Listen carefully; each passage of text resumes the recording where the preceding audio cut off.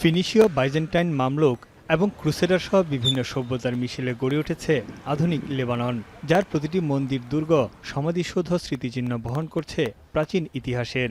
প্রায় ৫,০০০ বছরের পুরনো ইতিহাস ঐতিহ্যের স্মৃতি বহন করে আছে দক্ষিণ লেবাননের টায়ার শহর।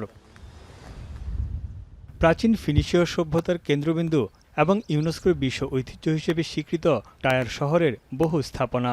দক্ষিণ লেবাননের প্রধান শহর এটি। বর্তমানে মধ্যপ্রাচ্যের ভূ রাজনীতি ও সংঘাতের কেন্দ্রবিন্দু হয়ে উঠেছে টায়ার শহর। হিজবুল্লাহকে নির্মূলের নামে গেল প্রায় ৪ মাস ধরে লেবাননে ব্যাপক ধ্বংসযজ্ঞ চালিয়ে যাচ্ছে ইসরায়েলি বাহিনী।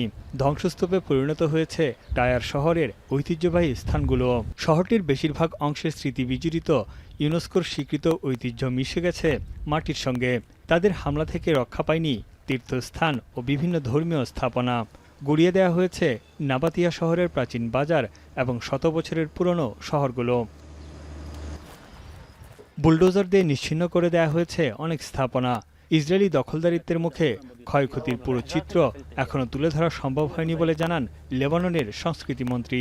التراث ليس فقط الآثار الرومانية والفينيقية، التراث هو أيضا الأبنية التراثية، الأماكن الأثرية، الأبنية ذات الوظيفة الثقافية।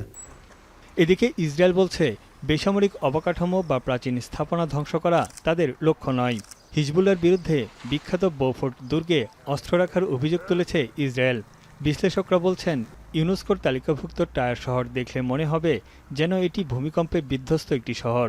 الضربة كانت قريبة علينا ملاصقة إلنا، ضربوا بيت كمان تراثي هو البيت، فالضرر عندنا الموزاييك بشكل كبير كتير، وهالموزاييك عمره تقريبا 2000 سنة من عهد الرومان। সাংস্কৃতিক স্থাপনার উপর এ ধরনের হামলার নিন্দা জানিয়েছে জাতিসংঘের শিক্ষা, বিজ্ঞান ও সংস্কৃতি সংস্থা ইউনেস্কো।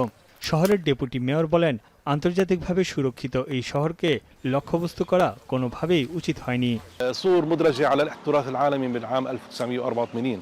سور عمرها 5000 سنة، يعني هذه المدينة بتختزن آثار وحضارات وثقافة تعاقبت عليها أجيال، مفترض تكون من المدن اللي هي محمية دولية।